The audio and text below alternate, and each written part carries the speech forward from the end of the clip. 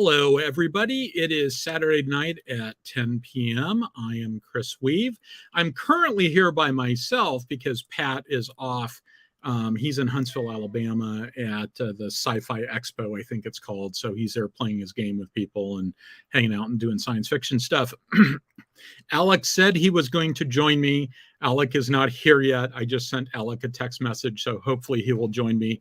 In the meantime, I'll tell you what I've been up to, and then hopefully we'll get to tonight's plan, which is to go through and sort of talk about some naval stuff, because as you may recall, I'm trying to get back up to speed on all the naval stuff I was doing, and I've been like reading history of battleships and ship types and stuff like that to sort of prepare to carry that ball forward some more.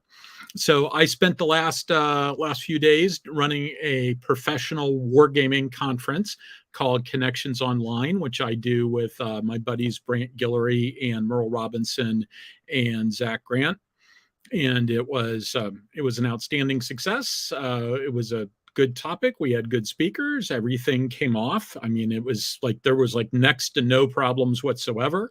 Usually we've got somebody who's got some sort of problem here or there, but that pretty much just didn't happen this time. I was actually kind of surprised.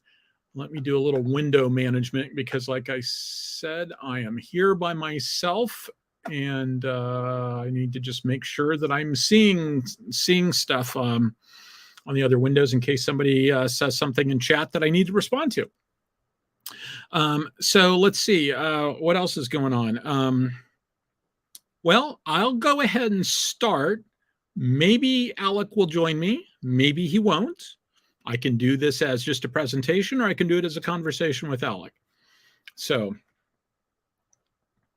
let me bring this up. There's some admin stuff at the front, specifically. So I'm still going to do Marcon. Saw a draft schedule of it. I'm doing a talk called Fighters in Space. You guys will see it on the show at some point. I haven't yet decided on whether I'm going to do it on the show first and then do it live, or I'm going to do it live first and then do it on the show. I've got good arguments to do it both ways. The reason why I might want to do it on the show first is because if it runs long, it won't matter. I won't have to like truncate something to get it to fit in. But I might want to do it live first just because there's, it'll give me a little bit more time to get it all together. And I still need to figure out how I'm going to do it, because right now I'm sort of conceptualized it as I want to go through and do some talk about Renegade Legion Prefect. Because, as I've said a couple of times, there's some very interesting stuff in there. And some of that is going to end up getting ported over to this Fighters in Space talk. So I'm thinking that maybe the right answer is to do, I need to do that first before I do the Fighters in Space, which means I've got a lot of stuff to do in the next month. And then I'm planning on getting to the con, and a bunch of U9 people and other people are planning on getting to the con on Thursday. And we're going to leave Monday morning and go do the National Museum of the U.S. Air Force. So from that standpoint, that's what the plan is. There's definitely going to be, that's definitely going to happen. I've got people coming in from California, and that's what the plan is. And you're all invited if you want to come to Marcon in Columbus, Ohio. So let's see, the somewhat Chris-centric schedule. Yes, we are indeed doing a show today, the 22nd of April. There will be shows the next 3 days, but there are 3 weekends, and then there won't be one on the 20th of May because I will be in, it says the 6th of May. I think that's wrong, actually. I'm almost positive the 6th of May is wrong. Let me double check real quick. Okay.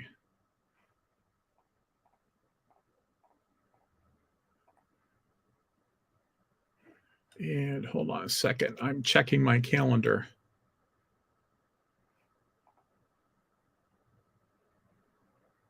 Yeah, the 6th of May is wrong. That's totally wrong. I will not be able to do a show on the 6th of May. Let's see. Okay. Alec is booting up his computer, so he'll be here soon. So no show on the 6th of May, then a show on the 13th, then no show on the 20th because I will be at my nephew's graduation, and then no show at MarCon because I will be at MarCon. And I'm currently scheduled to do 7 different talks and panels and stuff like that, including I'm the MC for the opening ceremonies to the tune of like an hour and a half. And then on top of that, there's and there is Alec. Welcome aboard, Alec. Hey. Sorry, I was dealing with some wayward kittens. No problem. I totally understand. I was actually like reading some stuff and doing some stuff on my computer, and all of a sudden I looked over and it said, "It's showtime." And I went, "Oh, okay." And looked at my watch, and I wasn't technically late yet, but I was only a few seconds late. So well, I was oblivious to what time it was. I was like, "Is it 10 already?" I got your message. I was like, "Oh God." So yeah, I was introducing a little mini litter box for the 5 little kittens we have. See if cool. They can start learning. They're going to start imitating their mama, and so they need a little litter box that I made out of like a lid of a. It was because they need to be able to climb into it. Yeah. So so it's like that. It's actually the bottom of a 6-pack of dog food.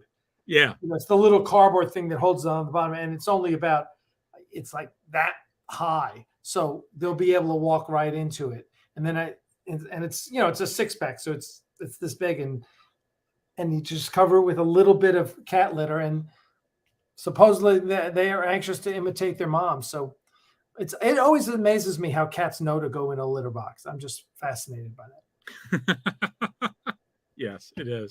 It is. So one of the things that I was going to talk about some Navy stuff, but before that, I wanted to talk with you because I just watched. I'm a little behind, and I just watched your tour of the bridge set video. Oh, okay. What, a month ago ish? Yeah, 2 months ago. 2 months ago, something like that. So I hadn't seen that somehow I had missed that. Oh, okay. And so, I haven't been to that one. I saw the previous one. This space looks a lot bigger. No, it's actually smaller. Really? Yeah, it's actually smaller, but it's better set up because now we have a big office, a big lobby, right? So the office is twice the size of the old office, at least, maybe 3 times the size of the old office. The lobby is 10 times the size of the old lobby. Yeah. It's about 1,000 square feet up front for and then there's 4,000 square feet of studio space. It's just, we're getting our shit together. We're getting rid of a lot of crap. It's just getting very organized. We've got a tool chest. We've got shelving units. Everything's got its place now. It's really humming along. I'm very excited. Well, I think I remember telling the story about visiting the old set, but if I did on the show, it was like 2 years ago. So I'm going to tell it again. So you may recall I came down and I went to the old set and that building had a metal roof, and I was there in a rainstorm.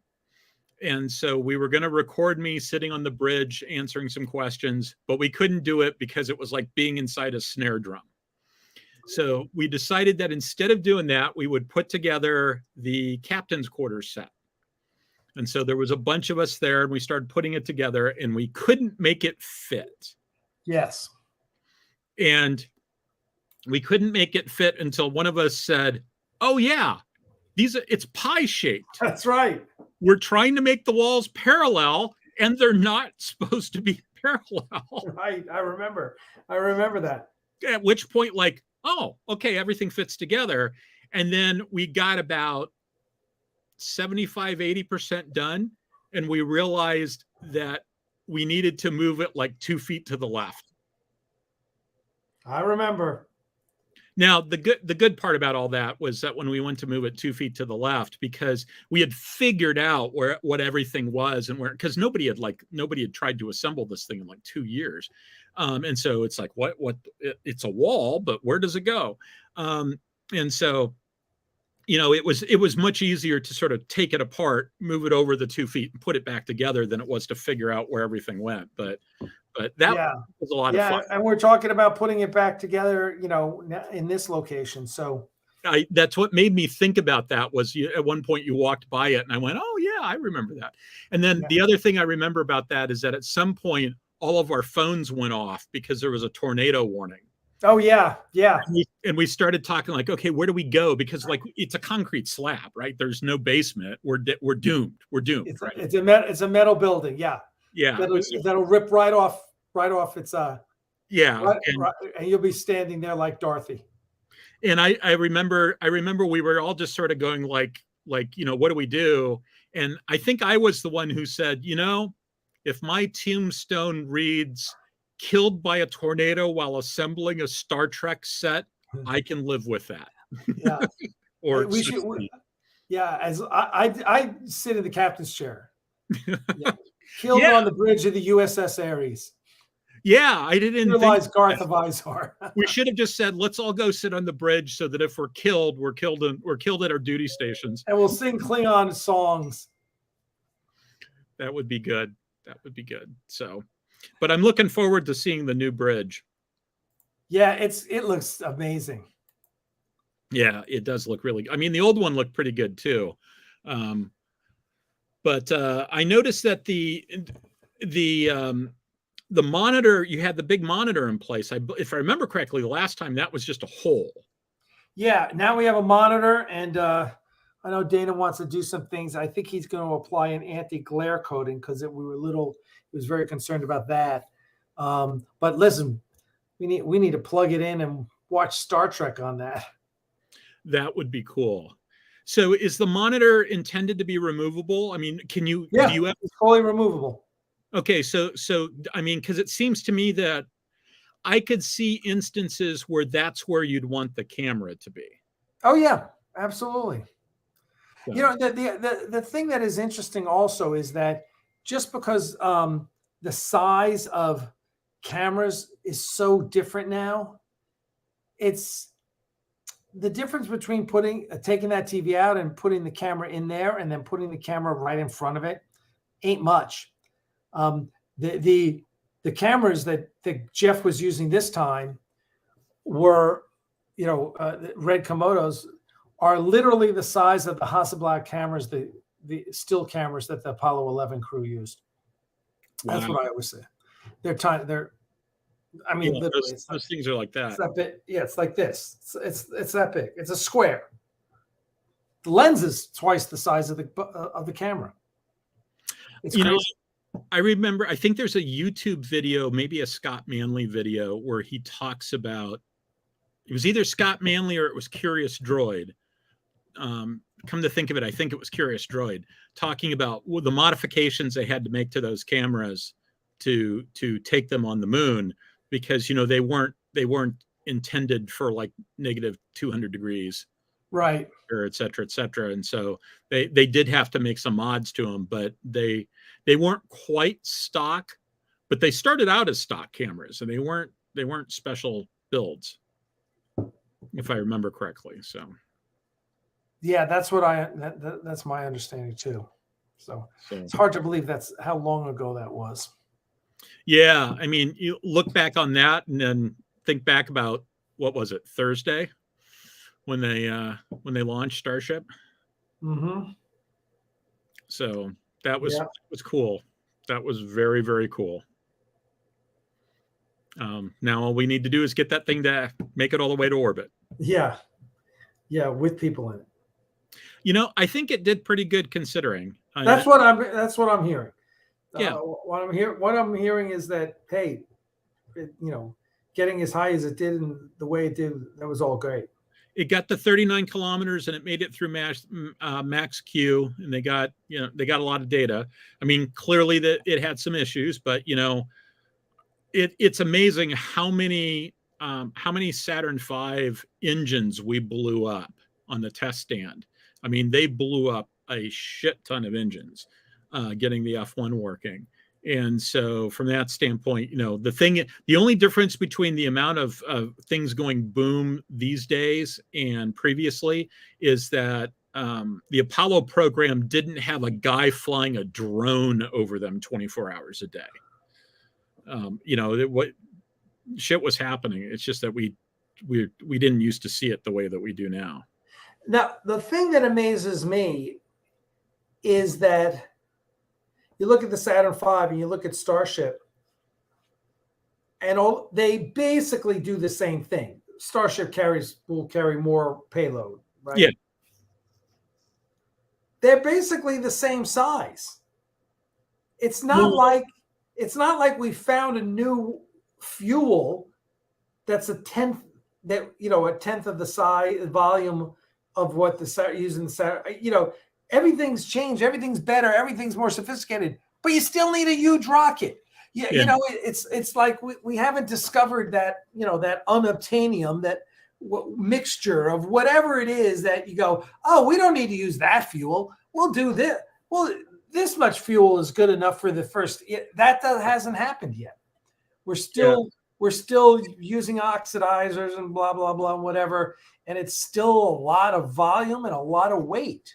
Yeah, and I've done a lot of thinking about this, and the conclusions I've come to are, so first of all, the problem we're in is that getting to orbit is in this hole between chemical stuff and nuclear stuff. I mean, we've got solutions. If all we cared about was getting to orbit, we've got a lot better ways to do it. Mm-hmm.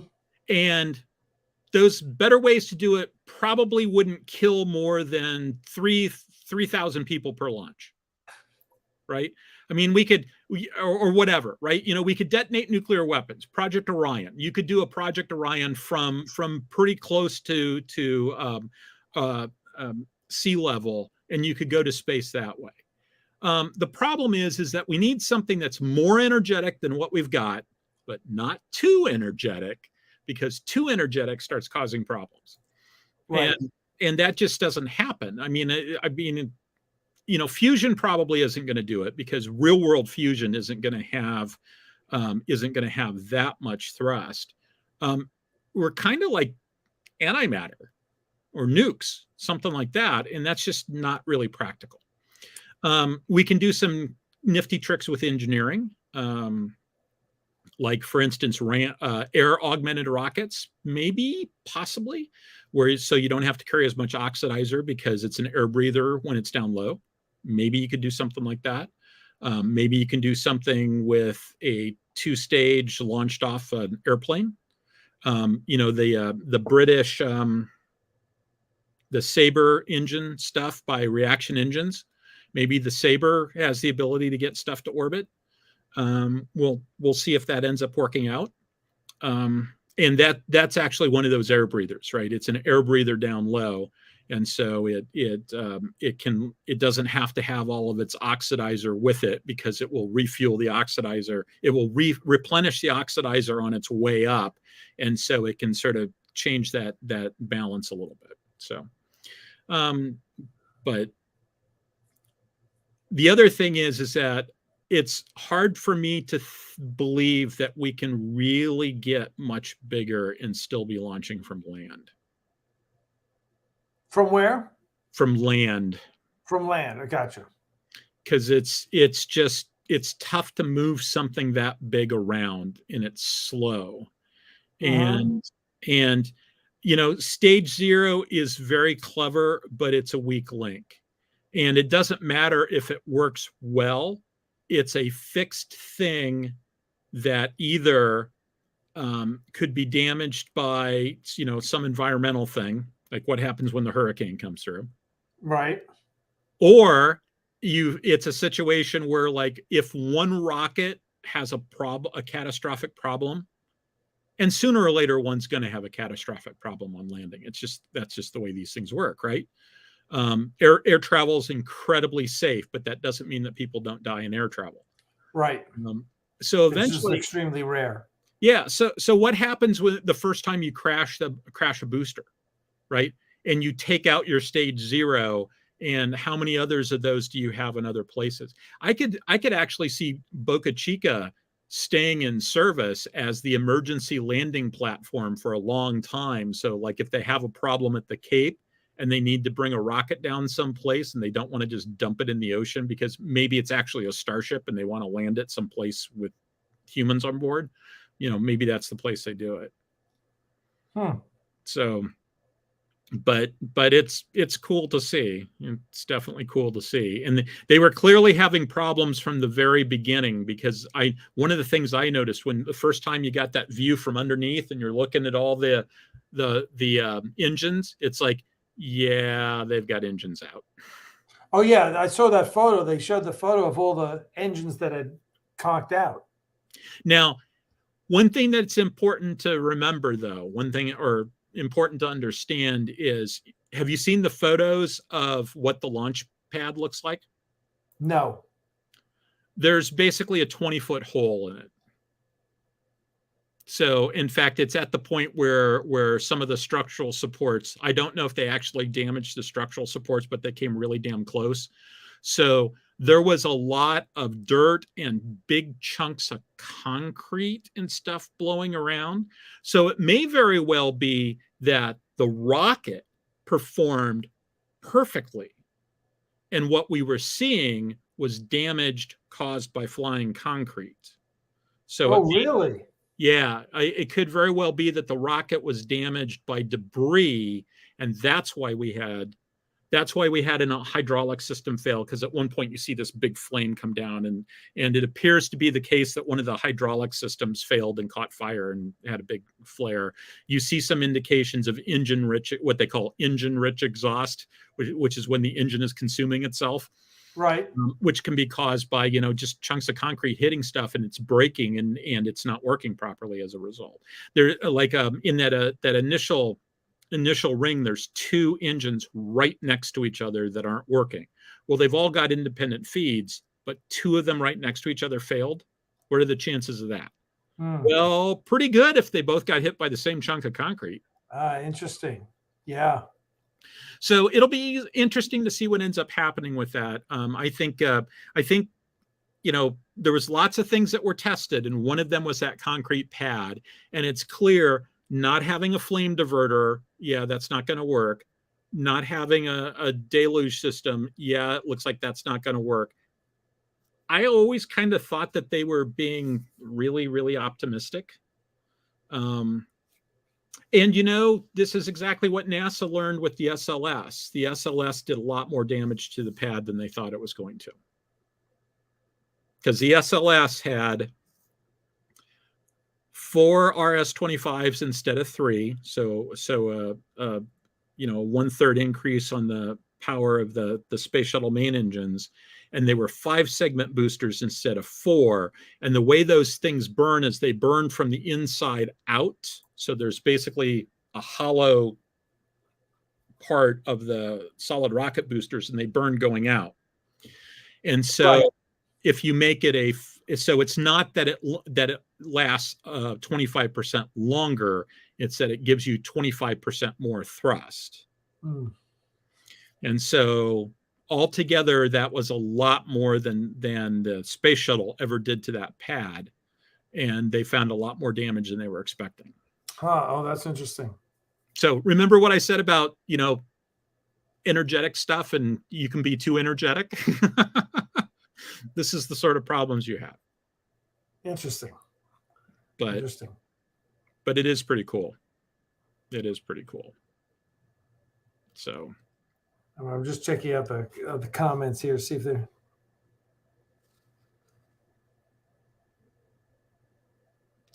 Let's see.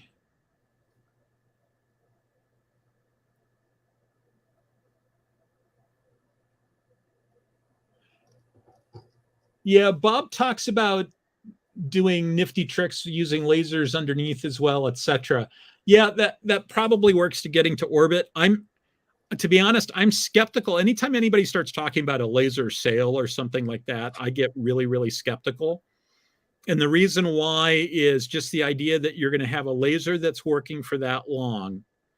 And people talk like I just turned the laser on, when no, because you're probably going to have to adjust the push of the laser based upon how far out it is, because no sail is going to be 100% reflective, and you don't want to burn through your sail by having the laser on full power when it's close. And then, okay, now you've created something that can push one ship in one direction. And that, so having a second ship along means building a second laser, right? If you, not like in the same fleet, but like if you're going to try to visit multiple places, you end up having more lasers, or you have to constantly be slewing your laser around.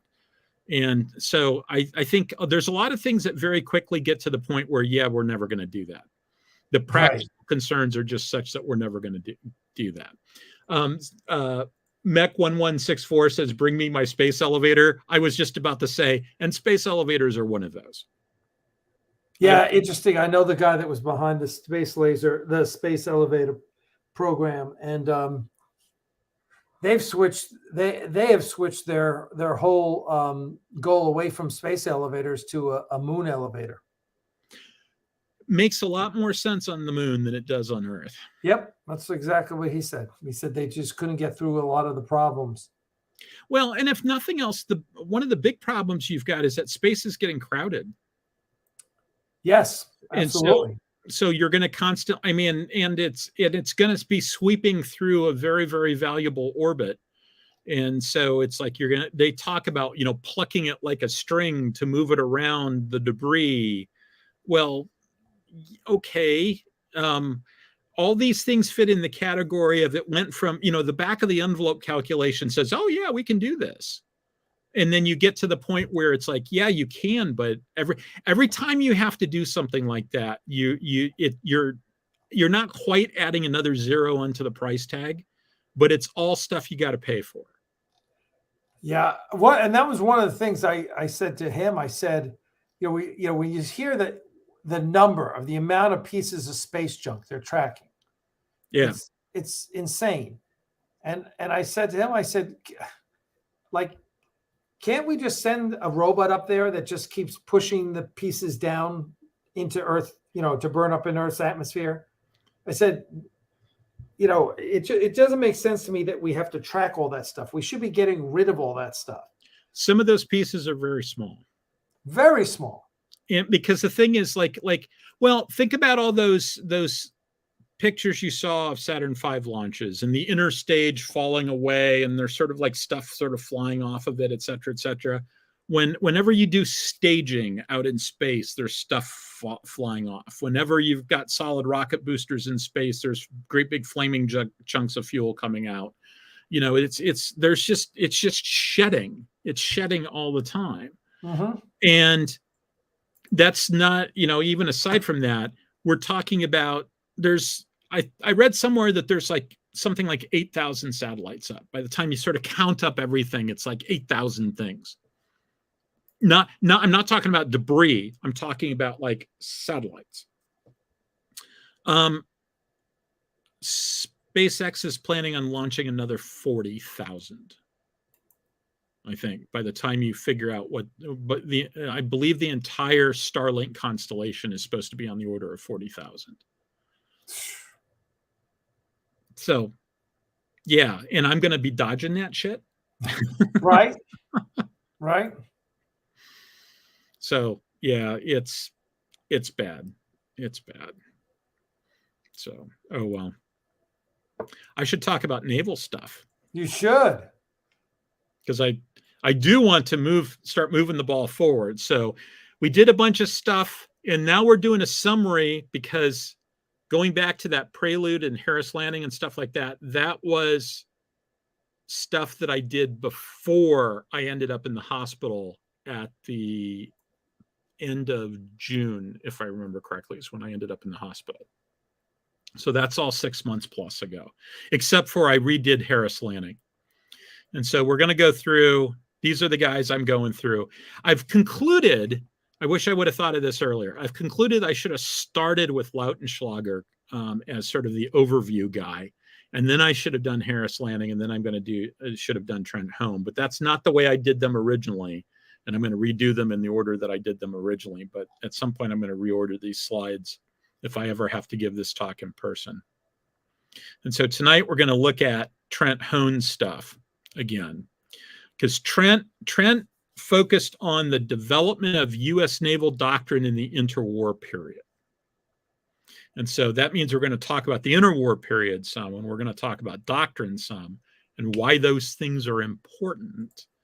And the big picture theme of all of this, because what I try to do in these talks is to make everybody an educated consumer of science fiction, and not with the goal towards making anybody not enjoy something that they currently enjoy, but just so that people understand, sort of what the background is, in part because, like if you want to write science fiction yourself, I want to sort of help people be able to think through how to think about it. For instance, right? If you go back to Franz Joseph, if you go back to Star Trek Technical Manual, if you go back to the making of Star Trek, they always list the original series Enterprise as being a heavy cruiser. That's kind of weird. Heavy cruiser was a designation from the 1930 London Naval Conference. Mm-hmm. If in 1915 you had said heavy cruiser to a naval officer, they would have looked at you and said, "What the hell are you talking about? I don't know what you mean by that." So why is Starfleet calling something a heavy cruiser? What does Starfleet mean when it says heavy cruiser? Because it's not what the United States Navy meant in the interwar period when they said heavy cruiser. I'm sure Gene Roddenberry, being an Air Force guy, didn't think that far. You're thinking way more than he did. Definitely I'm thinking more than he did. What most science fiction authors do is they take some real world model, they file the serial numbers off, add in space on the end, and declare it good. And hey, that's great. I mean, Battlestar Galactica, love Battlestar Galactica. Don't think carriers in space make a whole lot of sense. Love Battlestar Galactica. And the other example I always give in this is our favorite movie, Field of Dreams, right? Mm-hmm. There's not a damn thing in that movie that makes the least amount of sense. But it's a fantastic movie, and I like you. If I'm flipping through channels and it's on TV, I stop and I watch it. Yes, absolutely. Because it's a fantastic movie, but it doesn't make any sense. So it's a good story, but it's not logical. So I want to start off with a quick little sidebar about a couple of myths that you always hear. One is that carriers made battleships obsolete. Well, kind of yes, but not until World War II itself, and not even really then. The Office of Naval Intelligence assessed that they didn't think that the Japanese Navy could do a coordinated carrier strike of the sort that we saw at Pearl Harbor. Do you know why they said that? Because nobody could. Because that's actually way harder than it sounds like it is. And the Japanese only cracked the code on doing it in September of 1941. And they didn't do it with us watching, right? So the Japanese had developed a new capability. And, so there had been attacks at Toronto and there had been stuff like that, but that was a handful of planes attacking a tiny number of ships that were in port, not in a wartime footing. Now, okay, we're in port, we're not in a wartime footing. But the attack on Pearl Harbor was like 2 orders of magnitude bigger than the attack on Toronto. It was in a class by itself compared to anything that anybody had ever done before. And they couldn't have done it until right about when they did it. They just figured out how to do it right before that. And in order to do that stuff, you needed planes that could fly a significant distance, carrying a significant amount of ordnance, and had enough endurance that they could actually get off the carrier and form up. Because that's Right. people never think about that, because you don't like get off the carrier and immediately go to your target. You have to sort of putter around in the air to get everybody together, and then you have to have the command and control procedures to make that strike. Okay, now we're going to go strike. We don't want to talk on the radio because they'll hear us coming. All that stuff, that requires a lot of skill, and all that stuff is hard. So another myth is because the battleships are sunk at Pearl Harbor, it forced the hidebound Black Shoe admirals to yada yada. Okay. No, not really. Most naval officers understood the importance of carriers. They understood they were important. There was a lot of discussion about, okay, how exactly do we use these things? And there was a lot of discussion about, do we think they could be effective carrying bombs and carrying torpedoes? But most of that discussion was not, do we think they're going to get there eventually? Most of that discussion was, are they there yet? So if somebody had said to those guys, in 1950, aircraft carriers are going to be the dominant arm, most of them probably would have said, no, okay, yeah, I can believe that. The question wasn't whether aircraft carriers were going to be the dominant arm. The question was, are we there yet? Okay. And, at the time, they really weren't. They weren't quite there yet. And the timing on this was really important. Wayne Hughes, in his book Fleet Tactics, which I'm going to go into in some depth at some point on this show, he talks about how there was a couple of things that were sort of critical to making this work. And those things were all radar-based technologies. They were proximity fuses and radar early warning. That if the war happens in 1930, you don't have radar, even if you had the carriers. Carriers are giant gas tanks, giant unarmored gas tanks. And so if you can't at least get enough warning to get interceptors up, your carriers are all going to die fast. And you're left fighting with your battleships. During the war, you get radar-directed guns and you get proximity shells. So by the end of the war, piston-driven airplanes are just about at the point where they're going to be fire hosed out of the sky.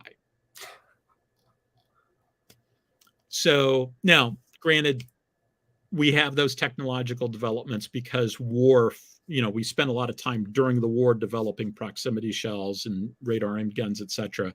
When would we have had those if we didn't have the impetus of war? I'm not sure. But you eventually got to the point where you don't see carrier type attacks beyond about, they probably became obsolete about 1948. Korea is an especially weird war because everybody's fighting with jets, but they're still doing the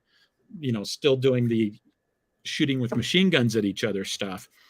And that was about as fast as you could do dogfighting. The jets were getting to the point where they were getting beyond the ability of humans to actually dogfight in them anymore. And they didn't have guided missiles at that time. No, they didn't. In fact, the closest thing they had, they didn't even have real air-to-air radars. What they had was like the F-86 Sabre had a radar-aimed gun sight. So the radar would basically adjust the guns to get the angle on the guns right. Really? Yeah. And I don't know the details of it. It's not a war that I know a whole lot about. But I know that if you look it up, I mean, if you think about all the airplanes we saw, later on you end up with these airplanes where they have the jet intakes on the sides and they've got a big nose up front with a radar in it, right? But early on, you've got lots of small noses and frequently you have an air intake in the nose. And the F-86 has a little bulge up there, and it's the radar gun sight. And it's really about just, it's doing something with minor adjustments with the guns or something. I've never pulled the thread on it. So it's nothing like what you see later on. And then by the time you go a little bit later, you get missiles. And unfortunately, all the data sets on missiles are dominated by the Vietnam War, or at least the U.S. ones are. Well, there's a lot of problems from the Vietnam War because those were sort of first gen and second gen missiles. A lot of them were kind of cranky, and at least on the naval side, took us a long time to figure out that when you land the airplane, so when you take off the airplane, you jerk it into the sky. That's really what a carrier takeoff is. And then when you land it, you slam it down on the deck. And for some strange reason, sensitive electronics don't like being handled like that. And so for a long time early on, we just left the missiles on, and we'd cycle them through, and they'd go through that. And then eventually they'd get fired, and the pilot would push the button and watch the missile drop off the airplane into the jungle below without ever lighting. Or it would go off in a crazy direction, etc. And they finally realized, no, every time you land the airplane, you need to take the weapons off and take them downstairs and have some 18-year-old techs open them up and sort of, make sure, do some preventative maintenance on them and then send them back up and put them on airplanes again. We were treating them like, there's a phrase in the military, wooden rounds. A wooden round is one you can just put on the shelf. You don't have to do preventative maintenance on. The first real wooden round in the U.S. Navy was the Harpoon missile. It came from the factory in a canister. The idea is that you never had to open up the case. You never had to do anything with it. Occasionally, you'd plug test gear in, see if you're still getting good codes from the test gear. In at least one instance, some guys plugged in their test gear and they did not input the code that said, this is just a test. You really shouldn't do stuff when I push the button that says do stuff. Oh, God. And so they pushed the button and the rocket went off. Oh. And as they're sitting there without any eyebrows going, what the hell? Now, as it turned out, that's not as bad as it sounds because all they did was light the rocket. It did not turn on the seeker. It didn't turn on the seeker. It didn't arm the weapon. It didn't do anything else. It just turned on the rocket, and the rocket just sort of went off in its direction, and it transitioned into jet flight and all the rest of it. And it just sort of went off into space, not knowing where it was going. But it certainly caught those guys by surprise. And that was an instance where, if I remember correctly, they figured out that there was actually an error in the procedure.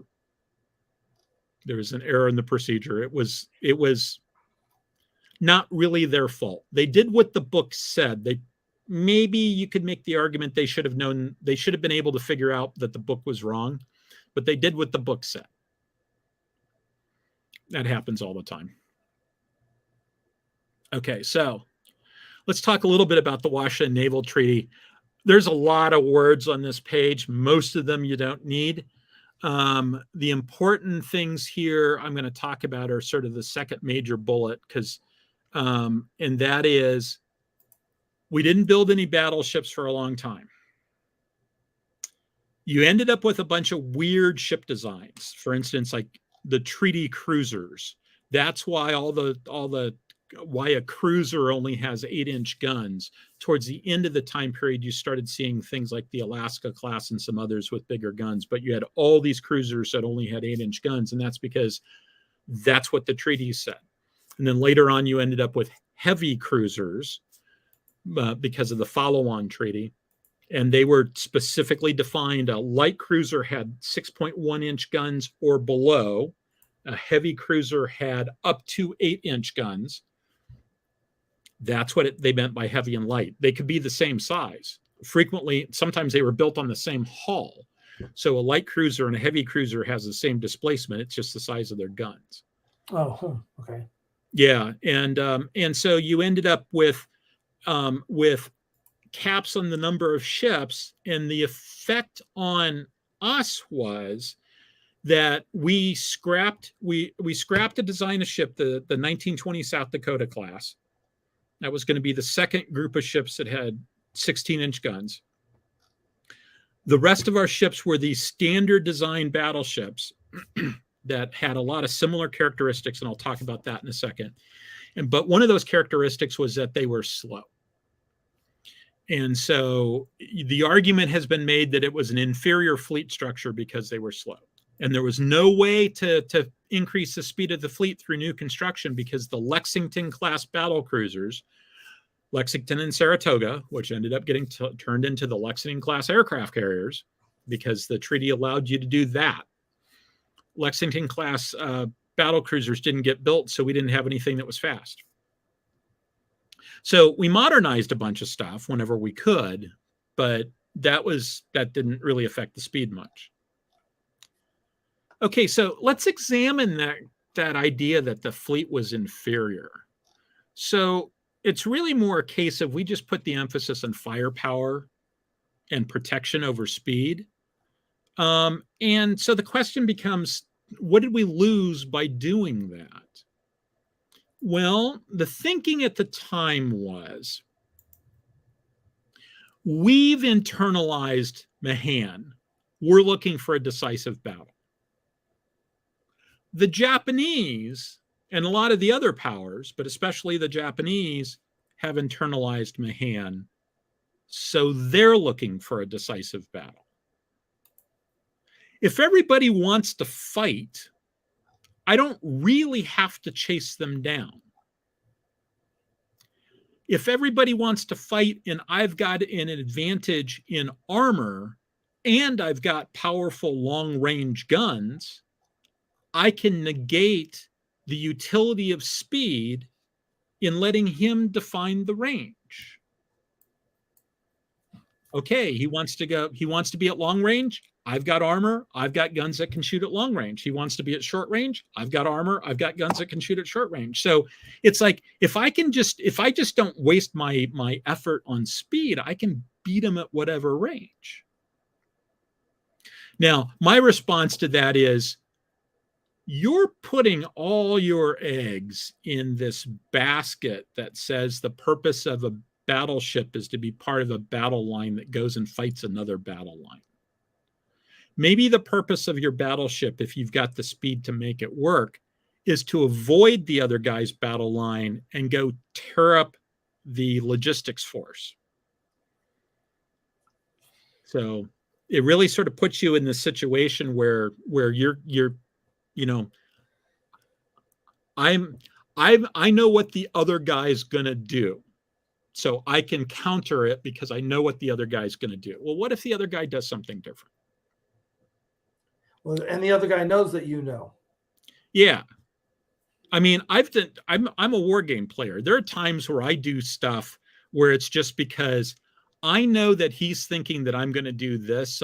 So yeah, my initial inclination was to do that, but I'm not going to do that.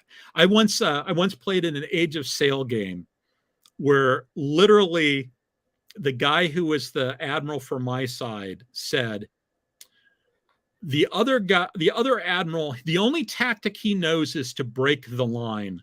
So he's going to try to do that. So we're going to concentrate on what to do when he tries to do that.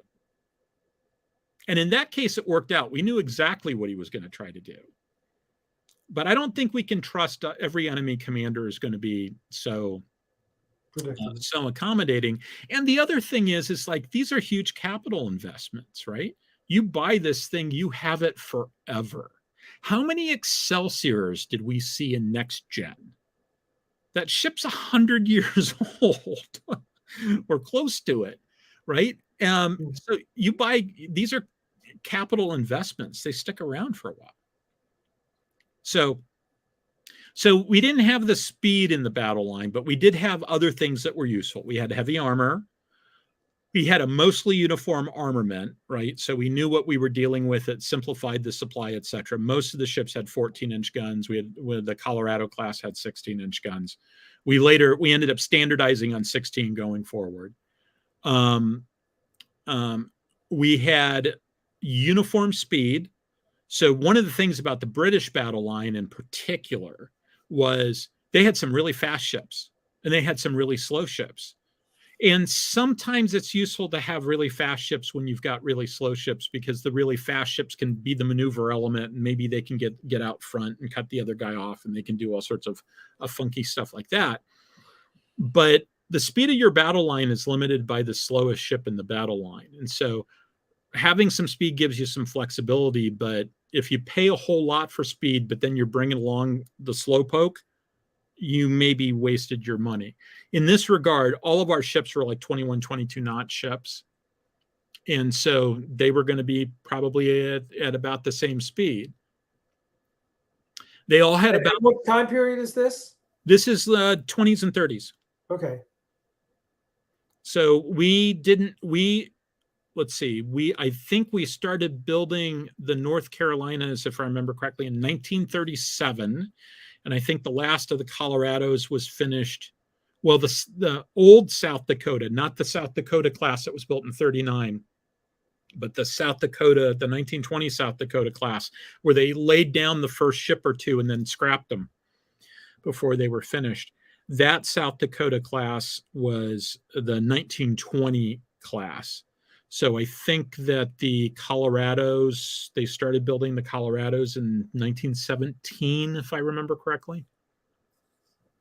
So we basically didn't build anything from like 17. The last of the Colorados came out in like 18 or 19. We basically didn't build anything from like 9. Yeah, I think I'm almost positive that's the year, because I remember it was 18 years between the last of the Colorados and the North Carolina. And so if our battleships were going 21 knots, how fast were our destroyers? They could do like 30. Maybe a little bit slower in the early time period. Later on, they're doing 30, because they were intended to go out and sort of screw up the other guy's battle line. Right, and it seems to me, it seems to me that PT boats are the disruptive technology of the time. Because they don't act like, I mean, destroyers act like small, fast battleships. PT boats don't act like anything. PT boats, well, yes and no. PT boats look really good on paper. The problem with PT boats is they're relatively short-ranged. They're really sensitive to weather conditions, to waves, to other weather conditions. They're close to the ground or close to the ocean surface, which means they're hard to spot. That's good. They also don't have much visibility because there's no high place where you can see everything. And they just don't have the legs to go out to sea. So if you're in sheltered waterways... That's why they were used in the Pacific, not the Atlantic. Yeah, and they were used in places like Guadalcanal. They were used at Slot. They were used at Leyte. They were used at places like that. You're not going to see them in the open ocean. Yeah. Now, that having been said, airplanes take advantage of the difference between the sea and the sky, right? An airplane is a way, aircraft carrier is a way of having your cake and eat it too, because airplanes have different characteristics than surface ships do. If you're out in space, you don't really have that. And so maybe in space, something that looks like a PT boat makes more sense. And you can point to some things that look more like PT boats. So like CJ Cherry's Down Below Station, the Alliance Union universe, the writers in that look a lot more like PT boats than they do like fighters. And I think that that's actually probably a pretty good model. Well, this gets back to what you and I have talked about over and over about, the difference between Star Wars and Star Trek is shields. Yeah. Yeah. That fighters just don't work in Star Trek. Yeah, I really don't think they do. I don't think that I think fighters are one of those things that is fighters have their place, but their place isn't winning big fleet actions. And this is why in Axanar, we don't have fighters in Axanar, but we do use shuttlecraft as strategic platforms or tactical platforms, if you will. I mean, they have a purpose in Axanar, either as decoys or as torpedo delivery systems, basically PT boats. Yeah. And,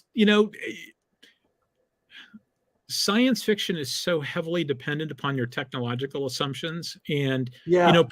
people don't talk about technological assumptions in the real world because they're kind of, they don't have to, right? The technological assumptions for a World War II story is it's World War II. World War II. Yeah, right. Yeah, you're playing with what you have available.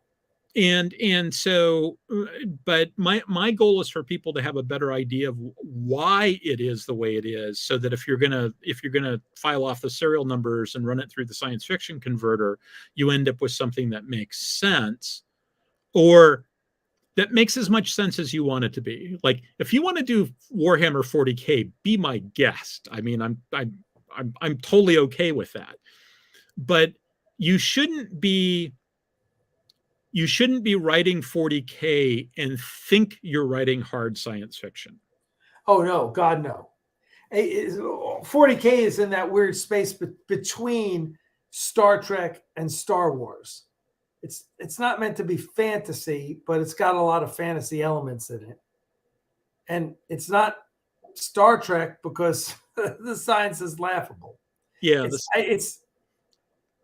I can't even call some of it science. It's like I don't know what it is.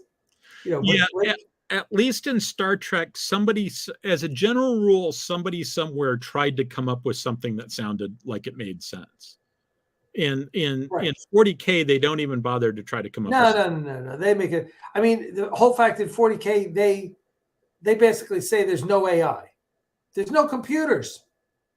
They have cogitators and stuff, this and that, basically, really rudimentary. Yet they have teleportation. Yeah.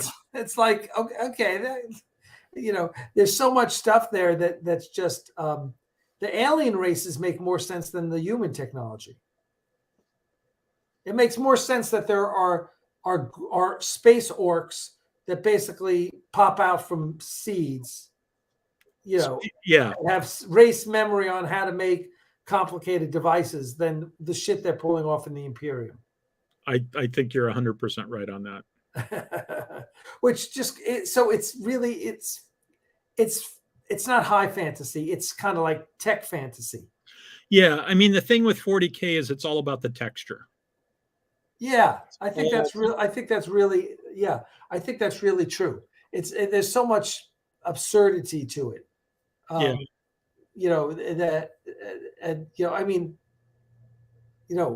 Faster than light travel is you're going into a different dimension that's full of demons. Yes. Okay, that's going into hyperspace and it hates you. Yeah. I personally, in my own headcanon, I love the idea that now I'm drawing a blank. What was the movie with Sam Neill? Event Horizon? Event Horizon. Event Horizon is sort of an initial 40K story. Yeah. It certainly makes a lot of sense. Yeah. So, yeah. But yeah. Let's see. Is there anything else on this? Oh, yeah. I want to point out, Harris Lanning points out that battle cruisers look really good on paper, but they're hard to use properly. The idea was you have your battle cruisers at the front and they will go and they'll cut off the other guy. They sort of, come around in front of them and they force the other guy to maneuver his line. And as a result, your gunfire is optimized and his gunfire is sub-optimized. And man, that looks good on paper. But the problem is it's really easy to get your battle cruisers into a position where they're looking over their shoulder going, guys, where are you? Because there's nobody else helping them. And that's a good way of getting defeated in detail, is to let your battle cruisers sort of get out ahead of everybody else. So you want them ahead of everybody else, but not too far ahead of everybody else. And you're trying to do command and control to make that happen in a time period where a spark gap radio is considered cutting edge technology. Yeah, that's a hard sell. So, and by the way, someone who is this? Mark Plot makes a point here. Yeah, I think I see the one you're talking about. I think Yamato is a really interesting. It's really interesting because they really go through the whole space. They have destroyers and they have carriers and they have battleships and they really go through all of that in detail. Now it's interesting because in a cartoon, once again, well, and a live action movie. Yes, which wasn't bad. I enjoyed it. It wasn't bad. It wasn't bad. It did enough call outs to what made the original nifty that thumbs up from me. In the real world, we talked about the idea of trying to do hybrid aircraft carrier battleship combinations. And one of the things that we discovered was that hybrids don't work well. Because you think you're getting the best of both worlds, but the right way to look at it is if you're an aircraft carrier, you can optimize being an aircraft carrier. And if you're a battleship, you can optimize being a battleship. But if you're trying to do both at the same time, you're by definition sub-optimizing for both. And you find yourself in a situation where on the one hand, I want to be like in the battle line firing at the other, and maintaining formation so I can fire and be tough enough to take shots in return. But on the other hand, I've got 100,000 gallons of aviation gas and I want to be pointing into the wind so I can launch my airplanes. And you're going to be firing a 16-inch gun while I'm trying to launch and land airplanes? Are you crazy? And so the problem is, if you try to do both at the same time, they're really bad at both. Now, that's in the real world. Does that hold in science fiction? Well, maybe not. And this is one of the things I'm going to talk about in my fighter talk. I need to put it together, but you weren't here yet, Alec, but I was telling everybody I'm going to do a fighters in space talk at Marcon. I'm going to do it on the show also. I just don't know, am I going to do it before Marcon or after Marcon? I'd like to do it before to sort of run it by you guys first and get some practice doing it. I suspect it's going to be after because I think I'm going to need all the time between now and Marcon to put that talk together. But the thing about fighters is that in the real world, fighters make a lot of sense in part because they have such great speed and great range compared to the ship. Now, I don't mean sort of long. Ships have greater range, right? I can sail a battleship. If I'm sailing at 10 knots, I can sail my battleship 15,000 nautical miles. I couldn't fly an airplane 15,000 nautical miles. But what about what I can do today? Right? In the course of 2 hours, I can fly out 100, 150 miles and fly back. In the course of 2 hours, a battleship can move a total, one of those standard battleships going balls to the wall can move 40 nautical miles. Whereas the other ones can go 300, 150, an airplane could go 300, 150 out, 150 back. So, it's about an order of magnitude. They're about an order of magnitude faster. Their endurance isn't very great, but they can, so it makes sense that my carrier stays here and I send my airplanes out and they whale on something. Well, what if that isn't the case? What if a big chunk of my vector arrow comes from the carrier? We see this in CJ Cherry's Alliance Union universe, where it's tough to tell with what she writes because of her limited third-person perspective. There is no David Weber info dump in a CJ Cherry book. You have to sort of read the tea leaves. But what the tea leaves seem to be saying is most of the vector of the writers comes from the carrier. So the carrier is moving balls to the wall in a particular direction, and it shoots the writers out. And the writers can move in sort of a cloud in an area, but the cloud is moving through space at balls to the wall speed. And it can get back to the carrier, if the carrier doesn't abandon them. But it's not really the case that, the carriers actually got more Delta V capability than the Riders do, because the carriers got the big engines, the carriers got the FTL capability. In Hellburner, they talk about going up, building the FTL envelope, and then collapsing the bubble down before they actually cross into superlight speeds. But they use that to adjust their speed. And so if you're in a situation like that, you can think of it as if my carrier's moving at a speed of 100, I don't care what the unit is. It's not important. It's moving at a speed of 100, and my fighters can move, they've got enough endurance that they can go out 5, and then they could do a total of 10, but everything's moving at a speed of 100 through space. They can only move out 10. They're not going to go off and do a long range strike. They're going to basically conceptually, they're going to be closer to being destroyers than they are to being fighters. So my task for the next couple of weeks is to put all that together.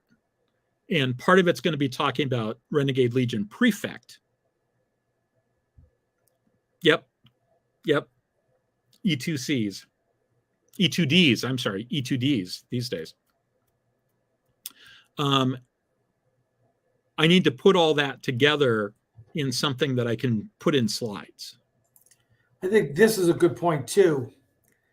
Yeah. Which is one of the problems I have with Star Wars. Really? How does an X-Wing go to hyperspace? Yeah, well, and we saw a big problem in, was it the last movie where we see the suicide run? We see them use I think they all blend together. Where we see the kamikaze attack on the enemy flagship.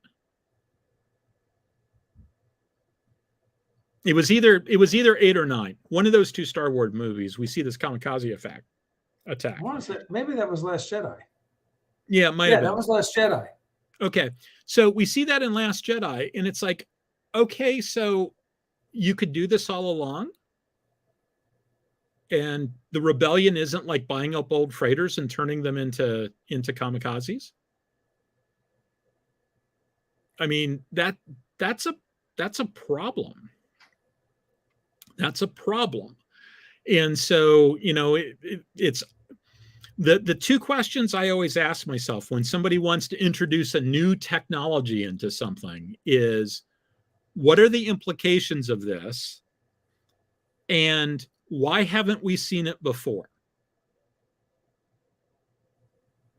And, you see that all the time. It's like, they can do that. Why didn't they do? One of my favorite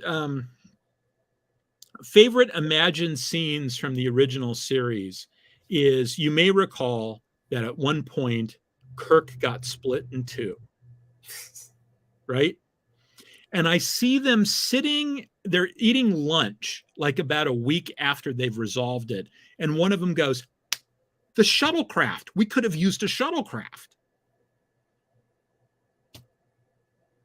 Right. But of course they didn't, because they hadn't built the set. Yeah, right. And if I had been part of that crew, I would have said, no, really, we just need one sentence. We just need one sentence that says, it's a shame that all of our shuttlecraft are broken, or, it's a shame. Yeah, right. Something. It's a shame we had to leave our shuttlecraft at Starbase 11. We could really use them right now. But yeah. Okay, let's see. Let me go on to the next slide. There isn't a whole lot of slides left, but there's a couple. Okay, so Trent Hone really talks about doctrine in the interwar period. And so what is doctrine and why should we care about it? So doctrine really serves three purposes. Doctrine is just basically the basic level instructions on what the force is going to do. And it can be specific situations. It can be in general. It's just sort of a general approach to life, or it can be very detailed. So first of all, doctrine gets everybody on the same page, right? We're all using the terms the same way. We're all thinking about the problem the same way. We're all on the same page. Second, it distills lessons learned and distributes them in a usable form. So, okay, we fought a battle. We changed the doctrine after the battle based upon what we learned. And the final thing is, it means the burden of tactical development is now at the fleet level rather than with the individual commanders, because the individual commanders are busy running their fleet, their individual units, right? Their individual task forces, et cetera, et cetera. Now you've got the fleet deciding how things work, and they can pass that information down, and you don't have everybody trying to figure out how to do it themselves. So what ended up happening was they came up with a new set of doctrine for the U.S. Navy during the war, because I'm actually covering. Trent Hone did a paper that covered like right up until the beginning of the war, and then he did a second paper that covered the war itself. We come up with a new doctrine that basically is the blueprint on how to run a battle. And there are times where we've got it in the records where Spruance or Halsey or somebody says, you know, we could issue separate instructions, but let's just use PAC-10. And it means that instead of giving like 40 pages of instructions on how to do stuff, you get and say, this is what I want you to do. You say, we're going to use PAC-10, except we're going to make these 3 changes to it. And you're giving out a page or 2 of instructions. So it also means that when forces show up in theater, they've read the doctrine, they've been practicing the doctrine. It really gives you plug and play forces. Now, I don't think I've ever heard the word doctrine used in any episode of Star Trek. I can't remember it ever being used. I think they have it. They almost have to have it because I see them doing the same things over and over again. And I think to a large degree, it's built into their computers. And because I think that what happens is when Worf is sitting back there, I don't think Worf is necessarily making individual targeting decisions, except in situations where Picard says something like, you know, target the lavatory or whatever it was he shot on that Borg cube. I think what's going on is the computer is running through doctrinal options and presenting Worf with options. And Worf is saying, yeah, we're going to go with this one. And so I think an important way to think about Star Trek is that all the humans are the officers, and the roles that in World War II would have been done by enlisted guys are all built into the computer. That's certainly what Sternbach and Okuda say is how the ship is flown. When Wesley is there tapping the things, he's programming the autopilot. We only see them actually do like throttle and stick type stuff. You may recall there's an episode where Picard takes the controls because he thinks that he can do this particular maneuver better than the helmsman can. And it's this funky roll where he has to like slide around an asteroid, and he does it perfectly. And if I remember correctly, doesn't the console open up at a special control that we've never seen before or since come out? That's Riker and Insurrection.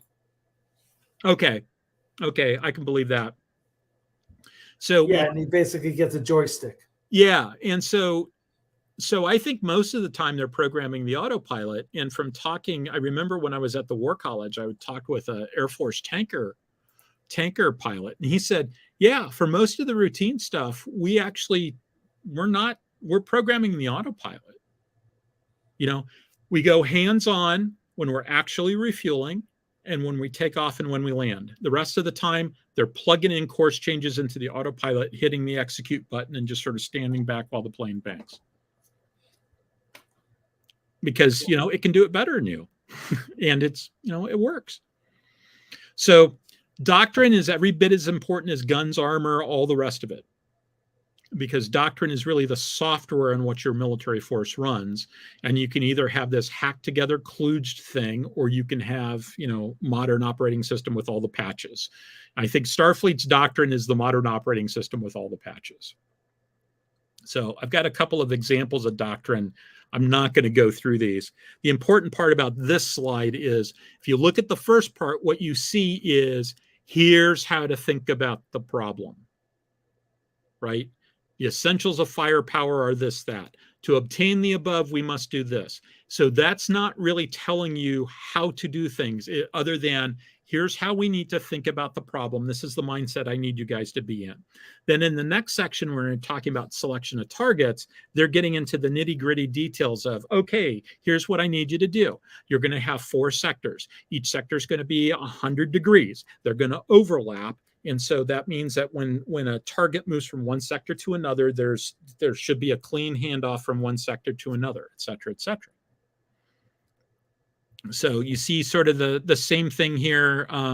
This is from a similar doctrine document. It was derived from Pac-10, where I like when you get down to, when using optical ranges, open fire with downranging ladders of 3 salvos, ladder increments 300 yards. Fire first salvo aimed long.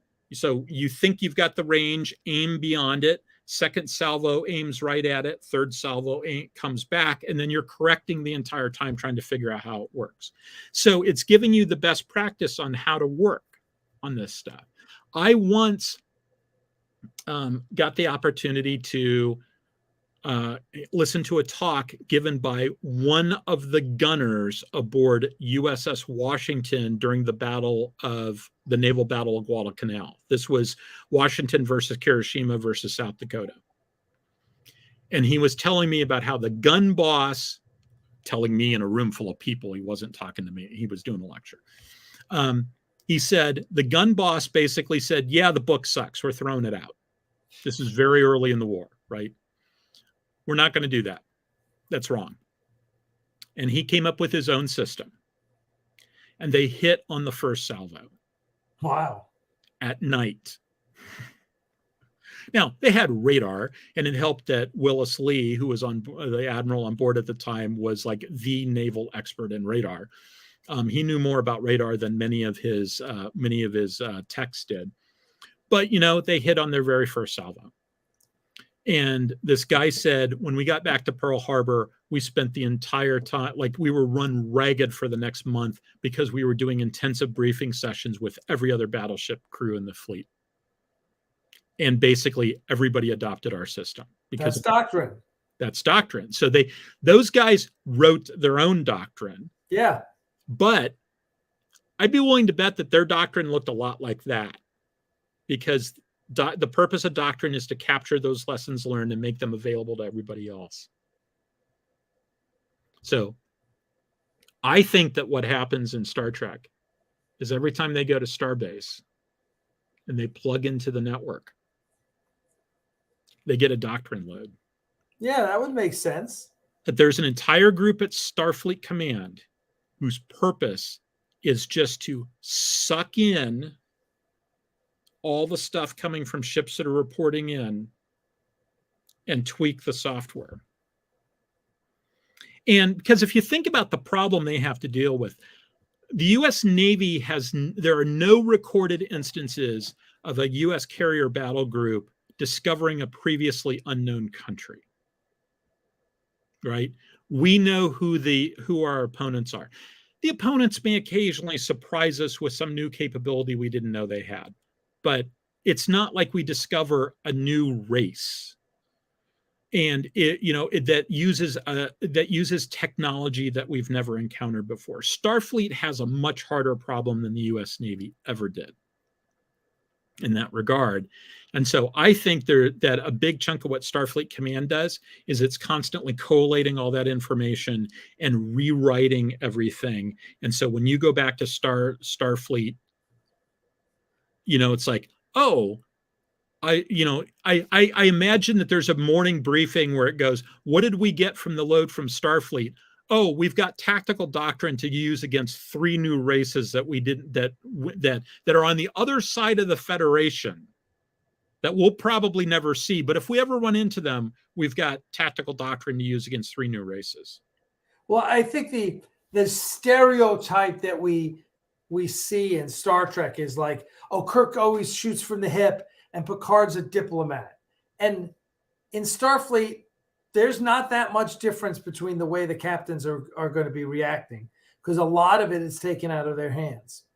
Yeah, and I think the real difference there is what we see with Kirk is the marshal on the frontier, right? In one of those early episodes, they're far enough away that they say that they're not going to get a report. You know, it's going to take like a week before they get an answer back, or 2 weeks back. In fact, we see that in Balance of Terror, right? Remember, Kirk sends off that report that says, "Oh, by the way, I'm about to start a war. You guys okay with that?" Yeah, right. And then they come back, you know, like after the episode's over, they finally get a reply from Starfleet that goes, yeah. Whatever you think is right. Whatever you think is right. If you need to go ahead, we're behind you. Yeah.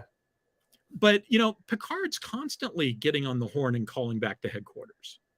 I guess, well, you know, 80 years later, so communication's better.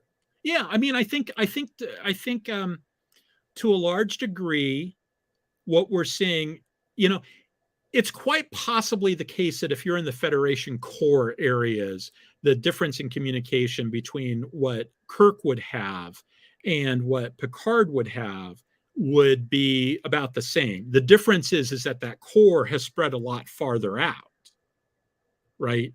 And Kirk is, you know, Picard is not as far ahead of the wave. Kirk spends a lot of time being Lewis and Clark. Kirk does. Yeah, Kirk spends a lot of time in the Lewis and Clark role. And by the time Picard's out there, he's got the telegraph. Yeah, and radio. I mean, it's So you know, he doesn't have to go back in order to find a telegraph station, right? Originally you've got a time period where once where ships just basically like a sailing ship that's in Boston reporting to Washington, you know, it's not only it takes a couple of days for the word to get there, even if they're still ashore. Then you go move to a time period where if I'm in port, I've got a telegraph. I've got virtually instantaneous communication with higher headquarters. But once I leave, I have no comms. And I think that's kind of where Kirk was.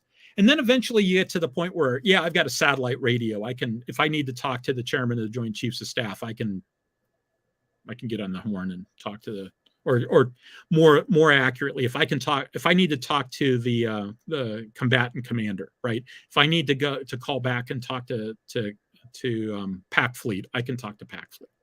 Yeah. And get instructions on what to do. So I don't necessarily think that back in Kirk's day they were doing the constant updates, et cetera, because I don't think that system was quite in yet. But I think by the time Picard rolls around, we see only the tiny top of the iceberg of what the comms look like in that universe. I agree. It just looks like they're doing everything with voice comms. I think they're sending, you know, the guy on the radio is just the icing on the cake for what's going on. Okay, so we're on the home stretch. The conventional wisdom in the interwar years, this is what the U.S. Navy thought that everybody else believed. And they especially believed that this was shared by the Japanese, and they were right with one exception. That is, opposing battle lines will deploy in parallel columns, right? So they're going to end up side by side, moving in the same direction in parallel columns. And that if you've got fast, powerful forces, you're not going to do this with destroyers, but if you've got fast, powerful forces, you'll put them in the front because you'll want to try to get ahead of the other guy and cut him off so that you can force him to bend his line, which gives you your gun line a tactical advantage over his gun line.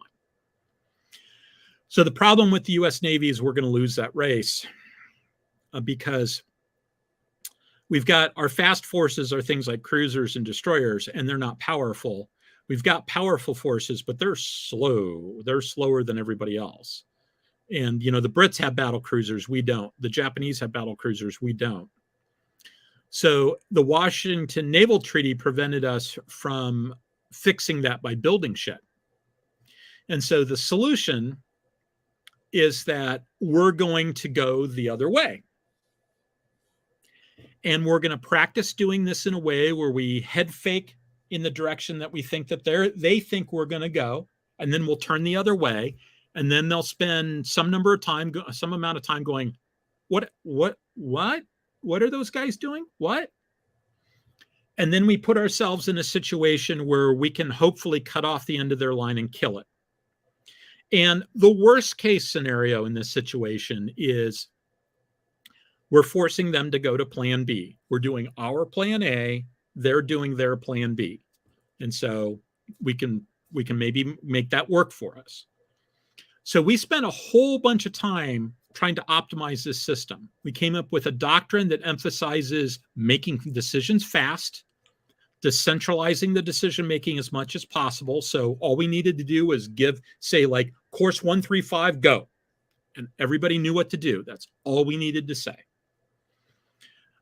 We came up with formations that were designed to maximize flexibility and to allow us to most quickly collapse into the line that we wanted to be in.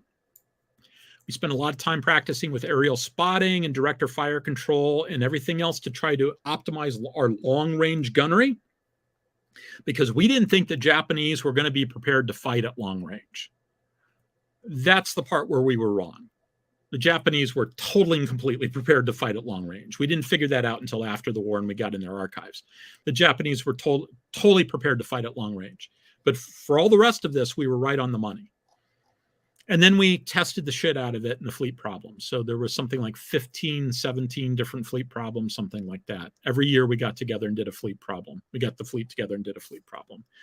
And this little chart down here basically is the different courses that they would do. They could literally just call out 1E on the radio, and everybody knew what 1E meant. It meant we're going to fight at extreme range on a parallel course.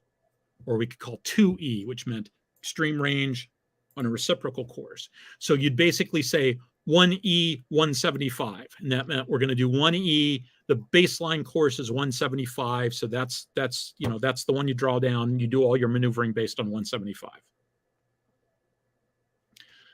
It's a brilliant plan. It's a great idea. It's the right way to sort of organize all that stuff. That's the sort of thing that you see David Weber do in the Honorverse.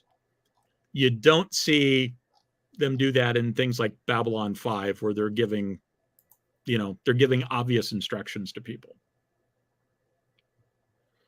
So what all did we learn from Trent Hone? We learned that doctrine is a force multiplier. It makes you more effective. We learned that you have to plan to fight the war. We learned that if you have weaknesses, you should try to minimize your weaknesses. And if you've got strengths, you should try to maximize your strengths. And you should think through the problem.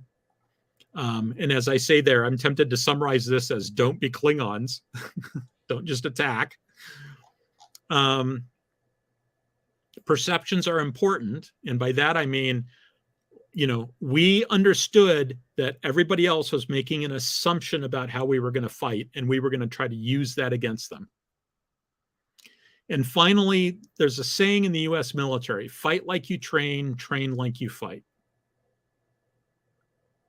Now, you sometimes don't do that.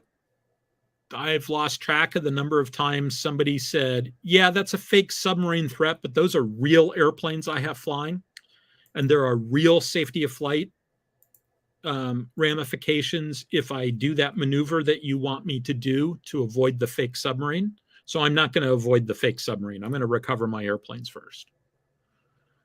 Okay. I wish the U.S. Navy would every now and then just leave the air wing ashore and take everybody else out to sea and do the exercise without the air wing on board so that they can actually practice doing all the stuff that they don't do because real airplanes fake submarine.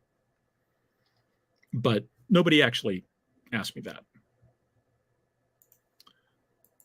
So next time, I'm going to talk about Karl Lautenschlager, who I'm hoping still lives in New Mexico. And because I think I'm going to get out to New Mexico sometime in the next 8 or 9 months. And if that actually happens, I'm thinking about giving this guy a call and seeing if I can just stop and shake his hand. Because that'd be cool. Yeah, I don't know. I can't do that with Harris Lanning because Harris Lanning died in like 1942. So he's gone. I know Trent Hone.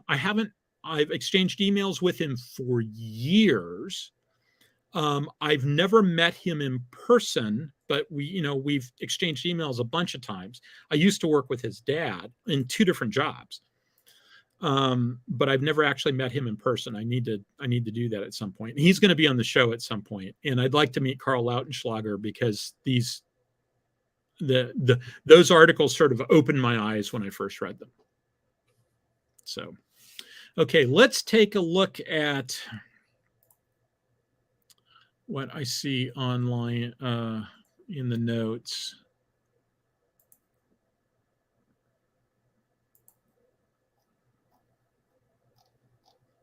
Yeah, Delon, my brother, makes a comment about the episode with Kirk split in 2.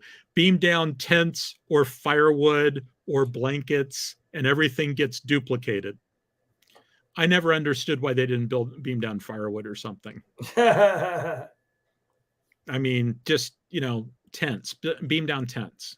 Well, also, listen, in the 60s, they had a lot less respect for the audience than we do today. Yeah, and they were just less sophisticated. Science fiction was a lot, Yeah. It was. I mean, science fiction was a lot less sciencey in the 60s. I mean, look at Lost in Space. Lost in Space, I blame Jonathan Harris. And Jonathan Harris blames Jonathan Harris. Because have you ever heard Jonathan Harris's explanation about what happened with Dr. Smith? I may have. What? So you watch the pilot for Lost in Space. Oh, he's a very different character. A very different character, very different vibe to that show. Yeah. And it's, okay, so the science is still dubious, but that's the show I wanted to watch. Right. Well, Jonathan Harris in the interviews, he'd say, he was not dumb. He looks at it and he goes, yeah, this character can't last. He can't last. No, because they're going to leave him on a planet. So he started playing him as a buffoon specifically because he liked having a weekly paycheck and he wanted the character to stick around. And so he moved him in the character. He turned him into comic relief because he knew that if he was like the Gary Oldman evil guy there the entire time, that it wasn't going to work in the long run. They were going to have to get rid of him. I mean, I think even June Lockhart would have been okay with Don just blowing a hole in his head after about the 6th episode if he stayed the way he was. So he did it on purpose. And if you talk to Bill Mumy, his comment was that he and Jonathan Harris had all those scenes together. They worked really well together, and they nailed it on the first take. They always nailed it on the first take. That's interesting. Second take. They were like on rails.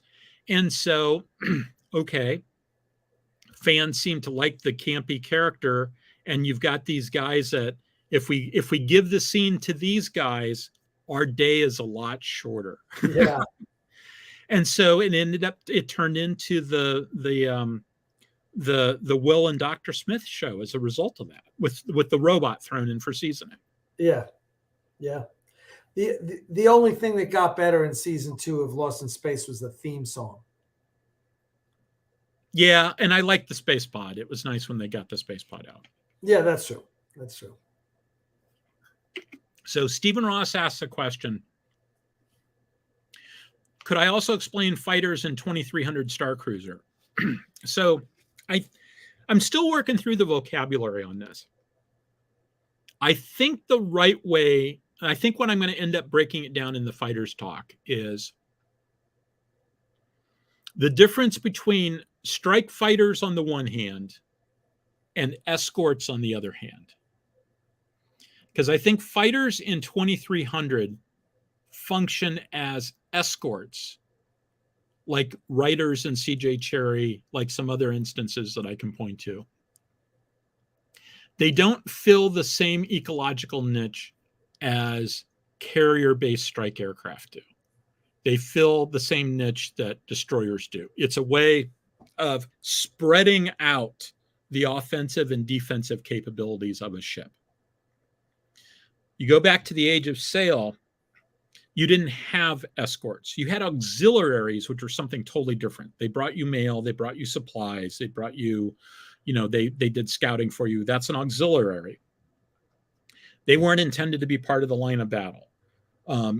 You got a big fleet action, like at Trafalgar, there were corvettes and stuff there. I'm sure they're not engaging, because when the big boys are dancing, those little ships, they don't add anything to the battle line.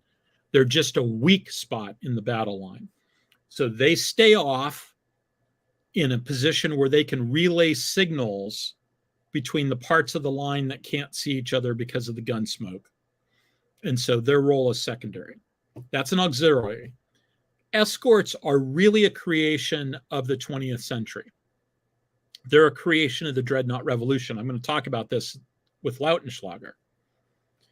And so with escorts, what you have is small ships that have specific roles in the battle.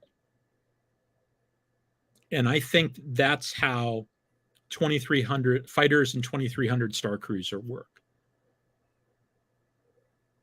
And, maybe to the degree that we see them in Star Trek, there's a whole bunch of Deep Space Nine I need to go back and watch again.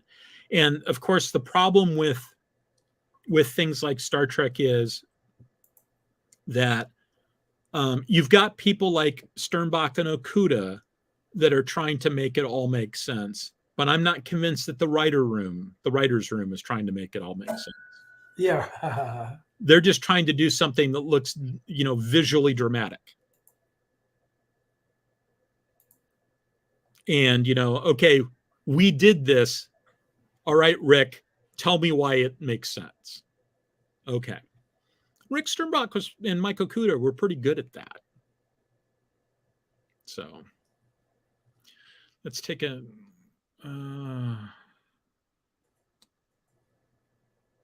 okay. There was some... Yeah, Bob points out that much of science fiction comes down to plot armor.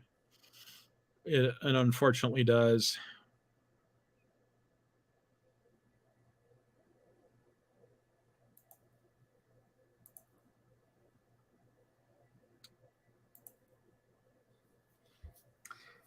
And also, we've been at it an hour and 40 minutes, so we should probably be wrapping it up. Yeah, I'm just seeing if there's anything that I need to jump on right away. And